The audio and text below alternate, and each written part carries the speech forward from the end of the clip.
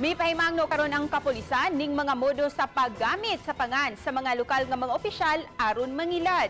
Dini sa Sugbo duha ka insidente na natala kay adunay nagpakarong ingnog mayor o kongresista. Si Nico Serino sa report.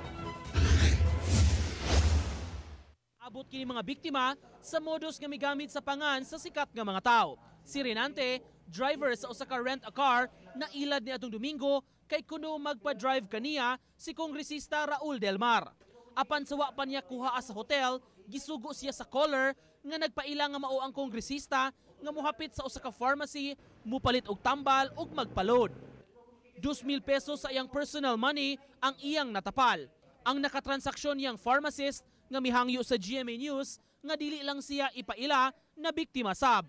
Nakaistorya sab niya sa telepono ang nagpailang kongresista mihangyo nga magpa-load sa managlahing cellphone numbers og balig 7,000 pesos. Sa hotel, kundi in pick upon ang opisyal, dito na sila bayran apan natagbaw sila og pagpinaabot. Murag kuan ko akong respeto ba. So mo to dictate siya. Kani nga load upat to ka buok. Ko pila amount ani sir? Siya 1K. Inko nakaanap jud ko nga kadaghanan bayanan siya nga sa ako mangunang personal driver, personal bodyguard. Sa karon nga time kanang dili na ta basta-basta gani mo 113 og call nga di ta kaila kay daghan na kay modus ba. Na ba kay cash diha? Naa. Pila ka? 2,000. Sa 2,000 ra ka. O 2,003 sir. Kakonsyal. Sa sige makaagi kag pharmacy tawagi ko kay nako ipapalit nimo. Ripanante ka, igabot, igonboard na ko nimo. Ang opisina ni Delmar nakig-alayo na sa kapulisan kalabot sa paggamit sa pangan sa opisyal sa binuang. Sa pagkahitabo sa pagpangilad didto sa kauluhan ang kongresista.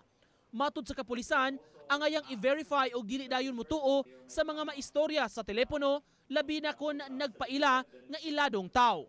Using high-profile personalities name considering ang person na ipangalan o respetado sa dakbayan sa Sugbo. So that's the reason na nisalig sa jud sila.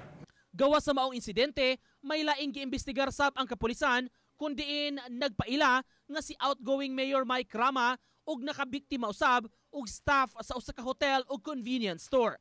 Nasuta sa Station 4 nga susama ang numero nga gigamit sa nagpaila nga si Delmar ug si Rama. Nico Serino, Balitang Bisdak.